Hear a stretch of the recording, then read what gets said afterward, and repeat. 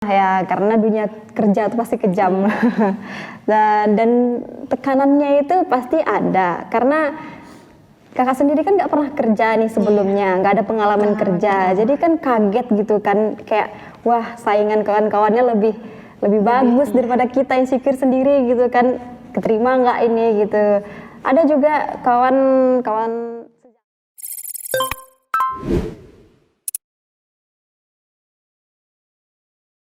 Assalamualaikum warahmatullahi wabarakatuh. Kembali lagi di podcast Deka TV, TV Masa Depan Dakwah dan Komunikasi. Dan saya Anissa Mardia Fajrika, selaku host dari podcast pada hari ini. Baiklah, kita udah ada tamu nih, yaitu Kak Nur Fadila Sari. Beliau ini merupakan seorang penyiar radio. Baik, kakak boleh perkenalkan diri dulu? Boleh. Saya perkenalkan, nama saya Nur Fadila Sari, asal saya dari Riau dan saya sedang bekerja di radio. Kakak seorang mahasiswa atau sudah bekerja tetap di penyiaran radio? Sembari kerja di radio, mahasiswa juga. Jadi kakak itu jurusan apa? Kalau saya sendiri jurusannya komunikasi penyiaran Islam. Oh, jadi kakak itu nggak melenceng ya dari jurusannya? Enggak, sejalan ya. Iya. Sebenarnya apa itu Kak yang dimaksud dengan penyiaran radio? Penyiar radio itu sebenarnya seseorang atau orang yang menyampaikan suatu pesan kepada khalayaknya, tapi melalui udara.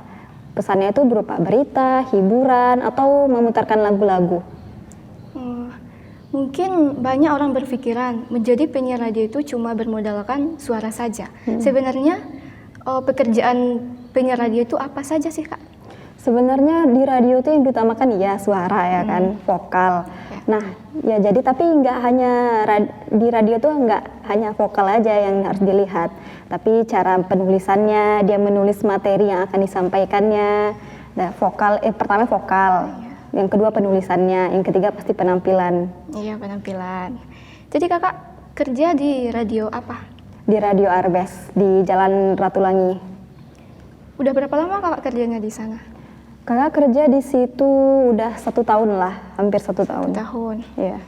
Bagaimana kakak bisa kerja di Radio Arbes itu?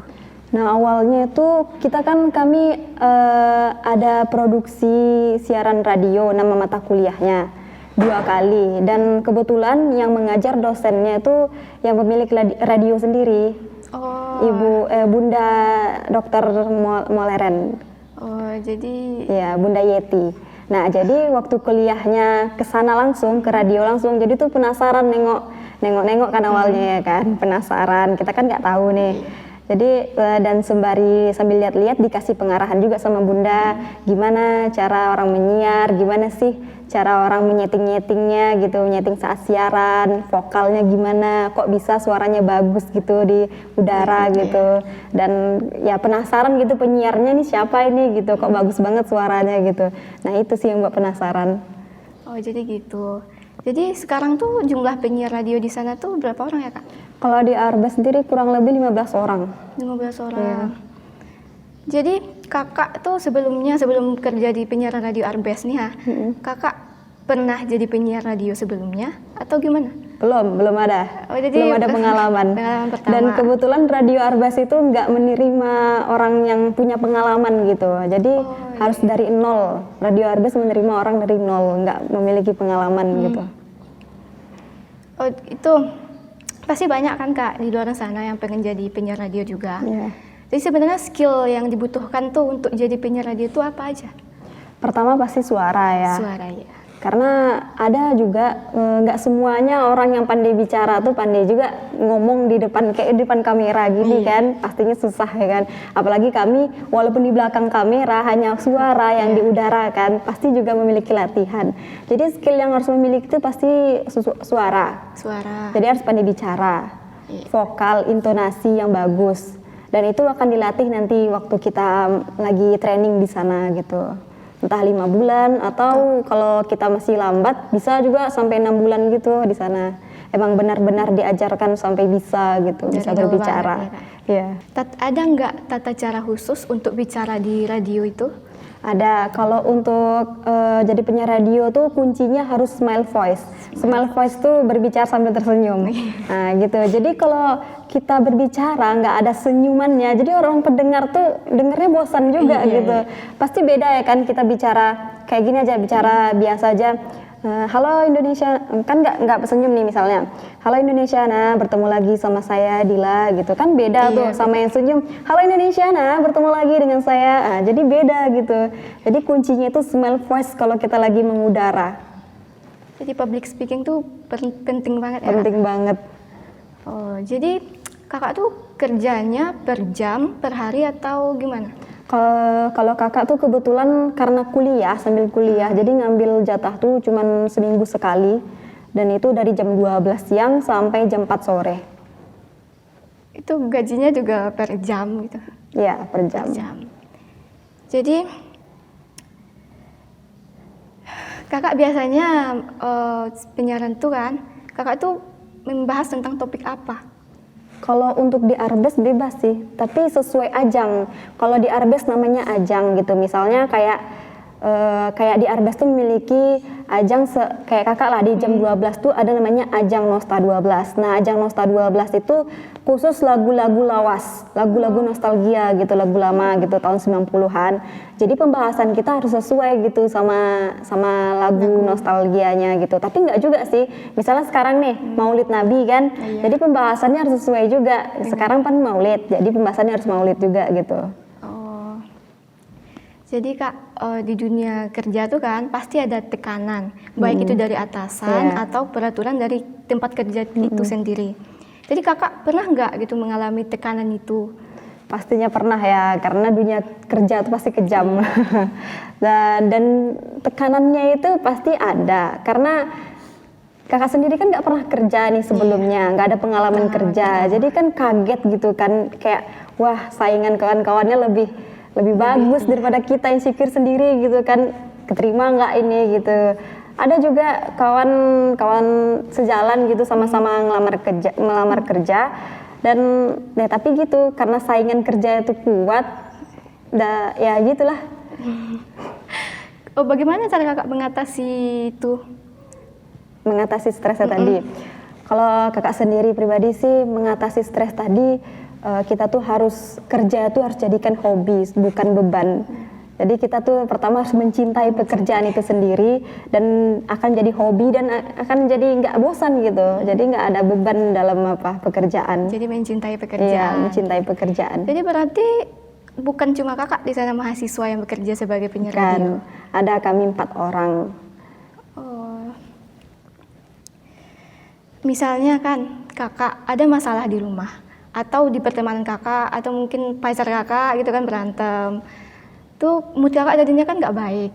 Gimana cara kakak mengatasi supaya perasaan kakak tuh nggak kebawa waktu penyiaran radio? Nah disinilah tantangan dari jadi penyiar radio ya, yang tadi itu harus smile voice.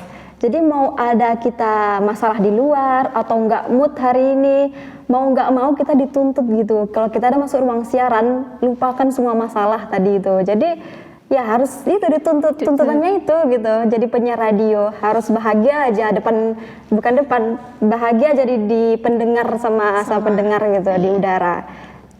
Jadi harus smile voice lah pokoknya. Jenjang karir itu penyiar radio apa aja sih kak? Jenjang karirnya itu kita contoh dari kayak Desta, tahu Desta? Tahu kan artis itu. Dia kan dari radio tuh awalnya, dari radio Pambors. Ya, jadi jangan sepelekan dengan seorang penyiar radio gitu. Orang radio nggak tahu apa-apa gitu. Jadi kalau kakak pribadi memilih radio karena mau tahu dasarnya dulu, suara dulu yang dilatih. Nah, baru tuh muncul ke kamera, baru nanti jenjangnya ke pertivian bisa juga. Jadi presenter, jadi MC juga bisa. Bisa. Jadi Desta ini tokoh yang memacu kakak gitu buat jadi penyiar radio. Iya.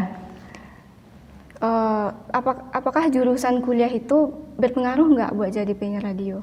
Kalau untuk jurusan bebas ya, nggak harus kuliah juga jadi penyiar radio.